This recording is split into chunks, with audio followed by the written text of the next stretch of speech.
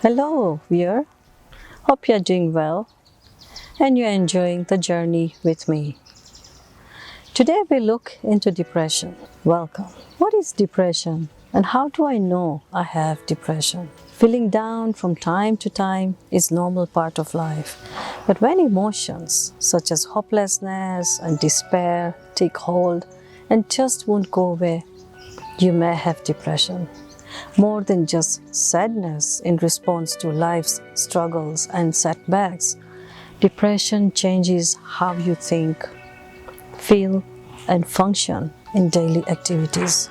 It can interfere with the ability to work, study, eat, sleep, and enjoy life. Just trying to get through the day can be overwhelming. While some people describe depression as living in a black hole or having a feeling of impending doom, others feel lifeless, empty, and apathetic. It is important to remember that feelings of helplessness and hopelessness are symptoms of depression, not the reality of your situation. Depression and anxiety disorders are different, but people with depression often experience symptoms similar to those of an anxiety disorder, such as nervousness, irritability, and problems sleeping and concentrating. So depression and anxiety are like flip sides of the same coin. Being depressed often makes us anxious, and anxiety often makes us depressed. Trauma from circumstances, situation, or life events can affect different people in different ways that may lead to depression.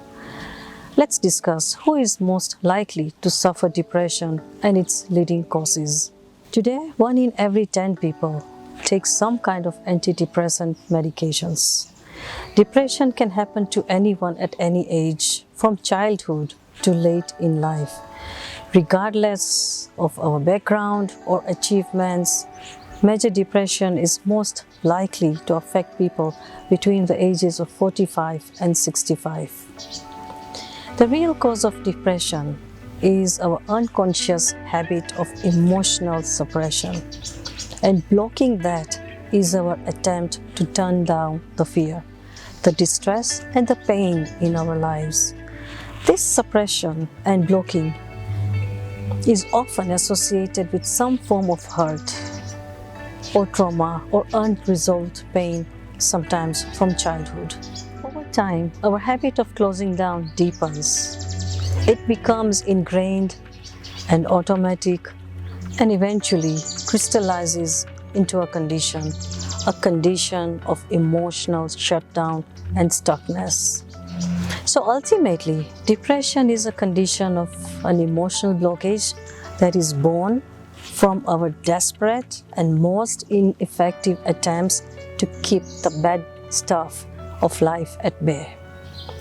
I really want to emphasize this point. Depression is not an illness or a disease. It's not a mental or a physical issue.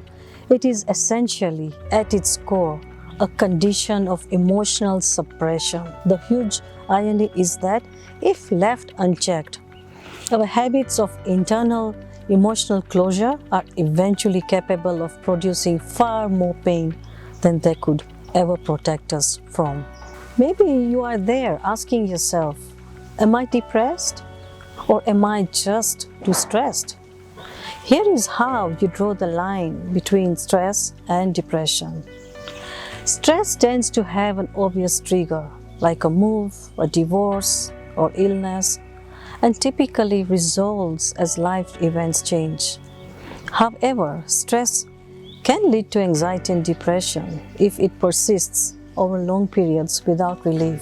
While stress is related to situational or environmental life events, depression, on the flip side, can develop in response to unresolved past issues and sometimes occurs when life is seemingly great and lasts for weeks, months, or even years. It can also be caused by medical conditions, and yes, stress too can cause suicidal thoughts if it persists over a long period without being treated. Moving on Depression often comes with some harsh thoughts of guilt, unworthiness, regrets, and one may seek to find a permanent solution to these thoughts. At this point, suicidal thoughts may be triggered. Suicidal thoughts can occur when a person feels that they are no longer able to cope with an overwhelming situation. This could stem from financial problems to emotional problems, such as the death of a loved one, the end of a relationship, or a debilitating illness or health condition. The reasons for this pain are unique to each one of you, and the ability to cope with the pain differs from person to person.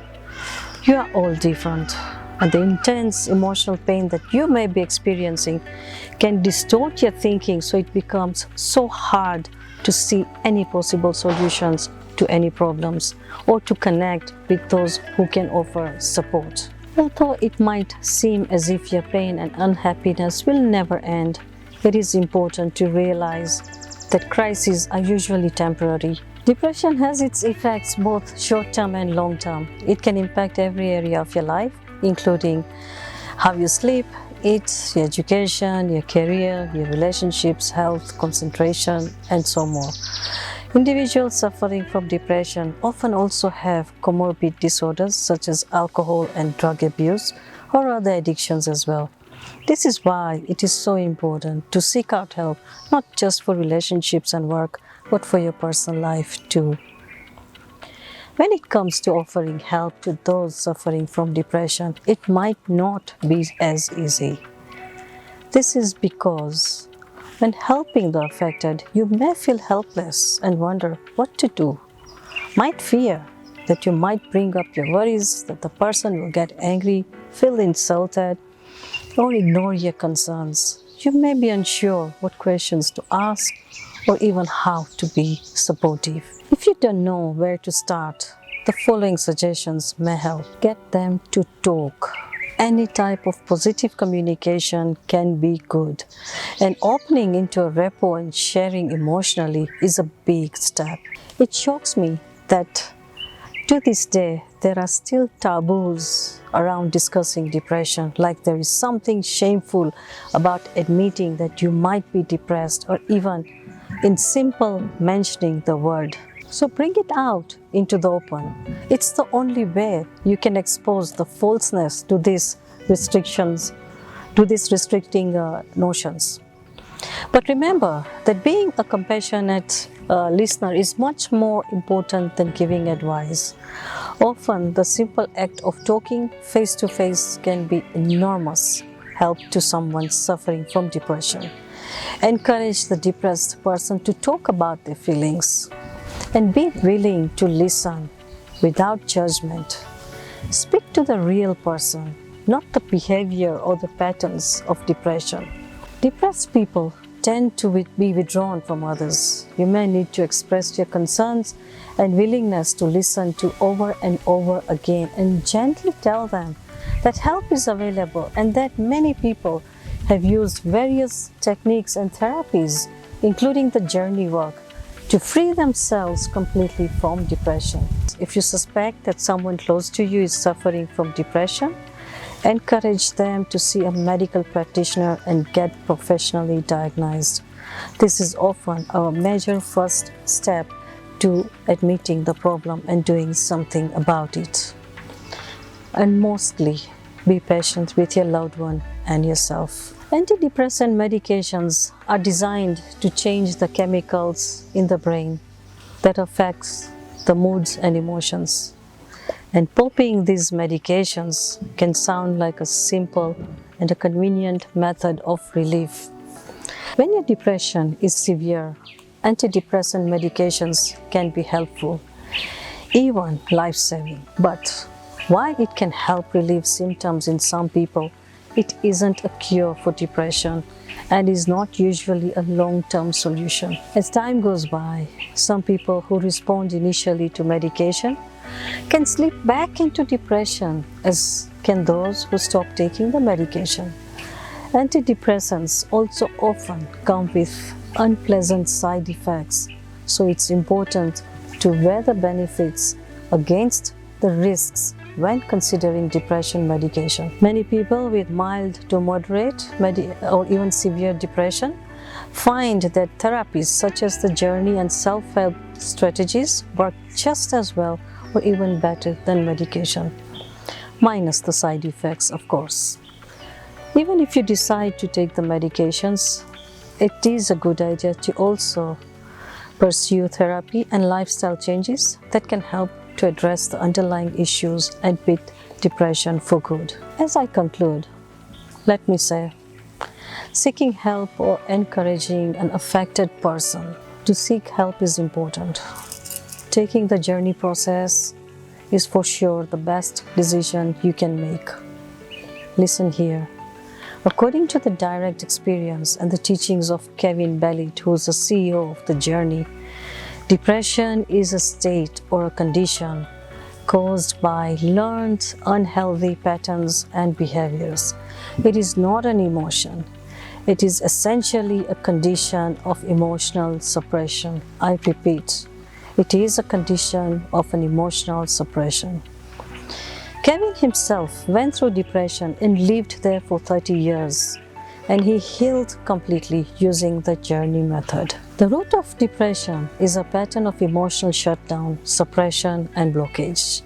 A habit designed to protect us from feeling something threatening, undermining, or our attempt to turn down the fear, the distress, and the pain in our lives. If you leave your feelings unchecked, your habit of closing down deepens. It becomes deep-seated and automatic and eventually crystallizes into a condition of an emotional shutdown and stuckness. Our habits of shutdown and suppression, designed initially to shield us from some hurt, some emotional intensity, becomes deeply imprinted in us. And then we rely on them even more pervasively. We retreat further inside, create thicker blankets of insulation, and shut down more of our emotional responses.